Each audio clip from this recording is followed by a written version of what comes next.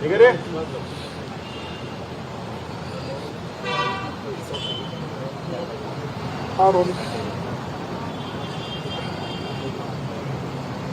अशांत दुःखद घटना घडलेली आहे. महाराष्ट्राचे उपमुख्यमंत्री अजित पवार यांचं निधन झालेलं आहे. आपल्याची काय सांगा? दादा गेले तर काय म्हटलं तू? अजूनही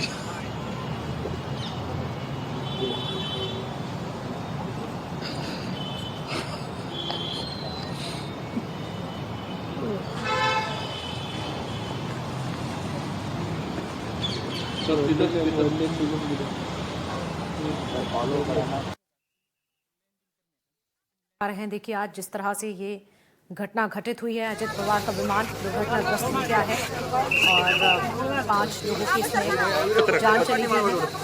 आप देख सकते हैं अजित पवार जो कि जिला परिषद चुनाव प्रचार के लिए बारामती पहुंचने वाले थे कि अचानक से पहले घटता है, विमान की लैंडिंग के दौरान यह हादसा हो जाता है।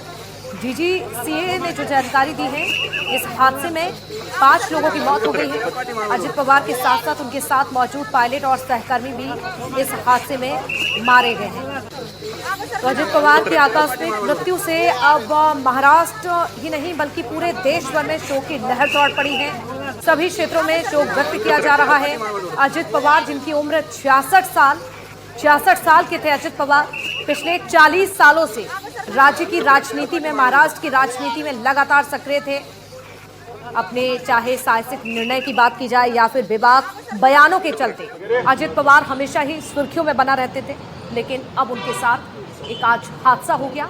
इसी हादसे में उनकी जान चली गई, उनका निधन हो गया। तस्वीरें आपको दिखा रहे हैं, ये आप देखिए। अशांत दुःखद घटना घडलेली आहे. महाराष्ट्राचे उपमुख्यमंत्री अजित पवार यांचं निधन झालेलं आहे. आपल्याची काय सांगा? दादा गेले तर काय म्हटलं तू? अजूनही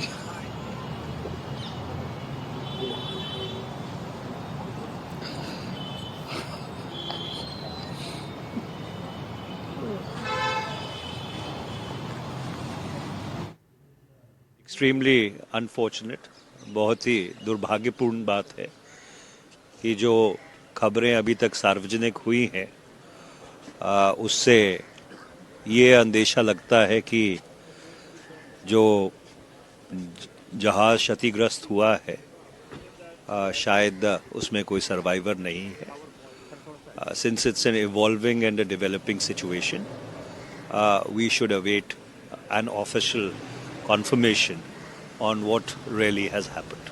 सर, यूजीसी के नए कानून को लेकर देखिए, बुनियादी बात ये है कि ये जो एनडीए भाजपा की सरकार है, तो देख सकते हैं आप, ये तमाम तस्वीरें आपको दिखा रहे हैं। महाराष्ट्र की सियासत में आज हड़कंप मच गया, शोक की लहर दौड़ पड़ी जब बारामती के पास एनसीपी नेता और डिप्टी सीएम अजित पवार पालिका चुनाव में उनकी पार्टी की बड़ी हार हुई थी। उसके बाद उन्होंने रणनीति बनाई थी कि हम शरद पवार की पार्टी के साथ में हाथ मिलाकर लड़ेंगे, और दोनों ही पार्टियों ने गठबंधन करके इस चुनाव को लड़ने का फैसला किया था। इसके बाद में अचानक आज ये खबर आती है कि उनका निधन हो गया। अजीत पवार के बारे में मैं बता दूं कि अजीत पवार एक जमीन से जुड़े हुए नेता माने जाते रहे हैं। कार्यकर्ताओं के बीच में उनकी अच्छी पैठ थी और लोगों के साथ उनके संपर्क का तरीका ये था कि जहां पर भी वो रहते थे, चाहे बारामती में रहते थे या मुंबई में रहते थे, तो सुबह से ही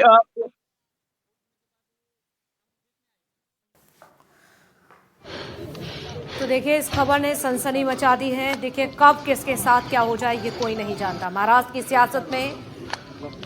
की सियासत उस वक्त दहल उठी जब बारामती के पास डिप्टी सीएम अजित पवार का ये विमान क्रैश हो जाता है और इस खबर ने सनसनी मचा दी है। बताया जा रहा है कि लैंडिंग के दौरान विमान अचानक से अपना संतुलन खो बैठा, खेत में जाकर गिरा और गिरते ही विमान में आग लग जाती है। आसमान में धुएं का गुबार उठने लगा। कुछ ही मिनटों में प्लेन जलकर खाक हो गया।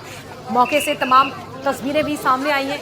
ये तमाम तस्वीरें आपको दिखा रहे हैं। देखिए किस तरह से हड़कंप मच जाता है और इसी हादसे में आज अजित पवार का निधन हो गया।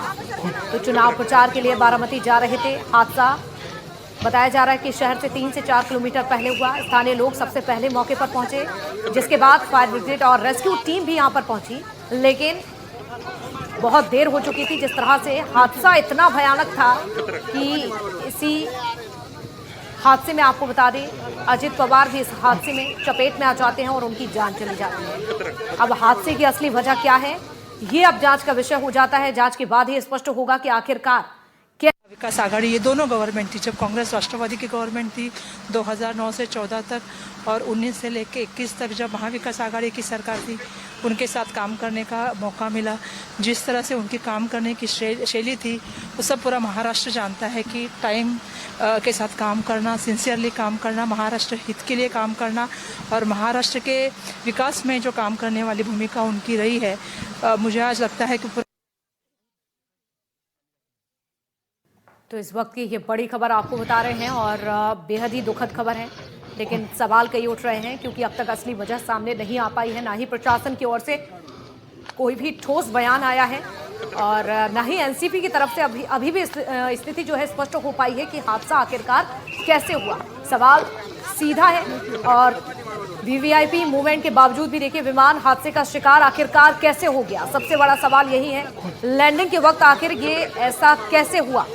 प्लेन आसमान से सीधे खेत में जिस तरह से यहाँ पर अचानक से क्रैश हो जाता है, कई तरह के सवाल उठ रहे हैं। लेकिन सबसे दुखद बात, सबसे दुखद जानकारी, दुखद खबर यही है कि 5 लोग इस हादसे में शिकार हुए हैं।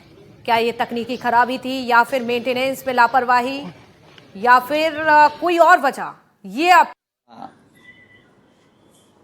महाराष्ट्राचे उपमुख्यमंत्री अजित पवार यांना मुंबईतून बारामतीला घेऊन जाणाऱ्या विमानाचा अपघात झाल्याची बातमी कळली तेव्हा आम्ही सगळे प्रार्थना करत होतो।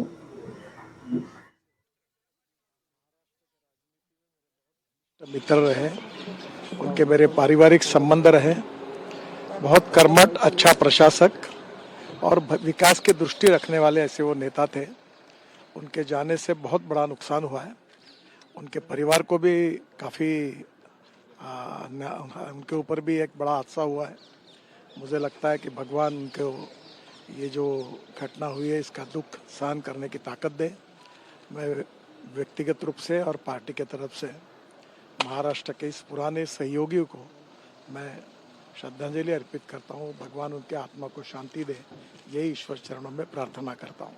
नमस्कार।